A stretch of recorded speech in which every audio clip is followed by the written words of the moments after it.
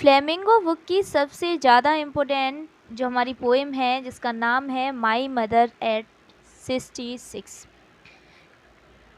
ये काफ़ी important poem है, क्वेश्चन बन जाते हैं एग्ज़ाम में। हम इस पोएम की समरी समझेंगे, शॉर्ट में पूरे चैप्टर में क्या बताया गया है वो हम पढ़ने वाले हैं। तो स्टार्ट करते हैं।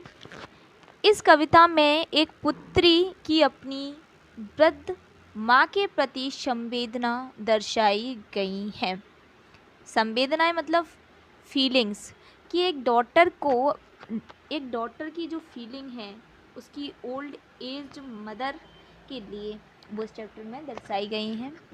मानव जीवन में वृद्ध अवस्था एक स्वाभाविक प्रक्रिया है जिससे बचा नहीं जा सकता। यहाँ पर पोइट अपनी माँ के साथ कोचीन हवाई अड्डे जाते समय अपनी माँ का सजीव चित्रण करती हैं। जैसे ही वह अपनी माँ के पीले पड़े कमज़ोर चेहरे को देखती हैं, उसे अपनी माँ से बिछड़ने के विचार से भय लगने लगता है।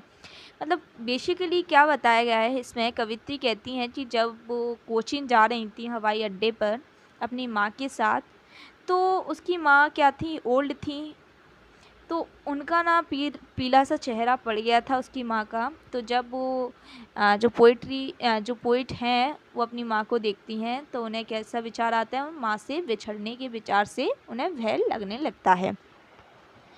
उसकी माँ मुंह खोलकर सोती हुई उसे मृत पे सब की तरह लग रही थी। मीन्स जब वो जाती हैं तो बेसिकली क्या होता है, उसकी माँ जो थी वो मुंह खोलकर सो रही होती हैं साइड में, तो वो अपनी माँ का फेस देखती है, उनका फेस एकदम पीला दिखाई देता है उसको, पोइट को।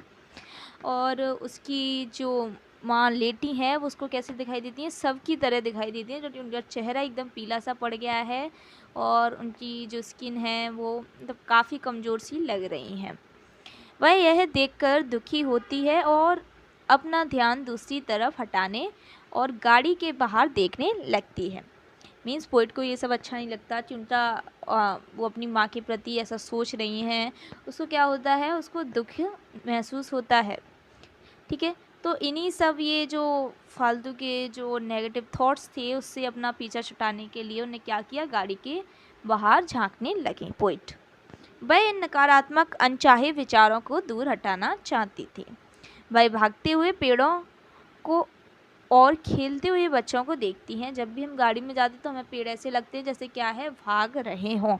वो गाड़ी के बाहर देखती हैं, उन्हें लगता है कि जो पेड़ हैं वो भाग रहे हैं और वहाँ पर जो साइड में बच्चे खेल रहे हैं उनको देखती हैं। ये दृश्य जीवन से परिपूर्ण लगते हैं और कवि की उदासी दूर होती है। जब उनको देखती है तो उसके जो नेगेटिव थॉट्स हैं वो उसके माइंड से निकल जाते हैं और उसे काफ़ी अच्छा महसूस होता है। पोइट कहती हैं, पोइट अपनी वृद्ध माँ को छोड़ते समय बहुत भावुक हो जाती हैं। मीन्स जो उसकी पोइट की जो माँ थी वो उसको हवाई अड्डे तक छोड़ने आई थी, लेकिन जब वो उसे छोड़कर जाने लगती हैं तो पोइट क्या है, काफ़ी ज़्यादा उदास हो जाती हैं, काफ़ी ज़्यादा भावुक हो जाती हैं। वह अपने आंसुओं को छुपाती हैं और अपनी माँ से विदा लेते समय कहती हैं, फिर मिलूँगी अम्मा।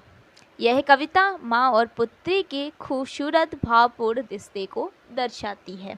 तो इस कविता में यही था कि किस तरीके से पोइट और उसकी ओल्ड मदर हवाई अड्डे तक जाती हैं और पोइट को क्या क्या विचार आते हैं अपनी माँ को लेकर के, ये सब इसमें बताया गया है। अब बात कर लेते हैं central idea of the poem, कि जो पूरी पोएम थी उसका सेंट्रल आइडिया क्या था। वृद्धावस्था एक स्वाभाविक प्रक्रिया है। सभी जानते हैं कि सभी व्यक्ति क्या है, बूढ़े होते हैं। यह मानव जीवन की महत्वपूर्ण अवस्था होती है। मनुष्य अपने बचपन में मस्त रहता है, अपनी युवावस्था में वह स्फूर्तिवान और सपनों की दुनिया में होता है। आखिर में वह वृद्धावस्था में पहुंचता है और उसके जीवन का अंत हो जाता है। इस कविता में कवित्री ने इस बात को अपने निजी अनुभव के आधार पर बताया। वह अपनी माँ के प्रति अपना प्रेम और मन के अंदर आ रहे विचारों को उकेरती हैं। एक पुत्री के मन में जो भाव होते हैं अपनी वृद्ध माँ से विदा लेते समय, वह बहुत ही सुंदर तरीके से व्यक्त किए हैं। वह समझती हैं कि मृत्यु अवश्य भावी है लेकिन तब भी लोगों को अपने प्रियजनों को खोने का डर बना ही रहता है।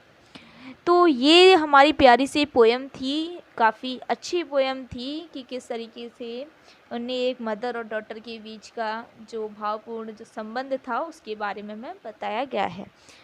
ठीक है, तो thank you very much. Video पसंद आए तो लाइक कर दीजिएगा।